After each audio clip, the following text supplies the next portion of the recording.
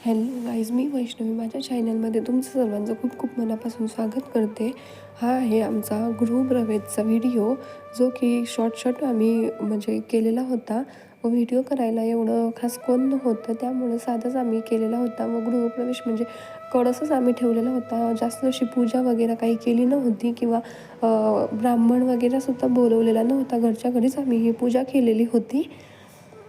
त्यानंतर इथे छान अशी पूजा करून घेतली व पूजा होत होती इकडे साईडला, तोपर्यंत आई इकडं प्रसाद बनवून घेत होती. त्यानंतर दूध वगैरे जाऊ द्यावं लागतं, तेच इथं करून घेतलेलं होतं. नंतर मग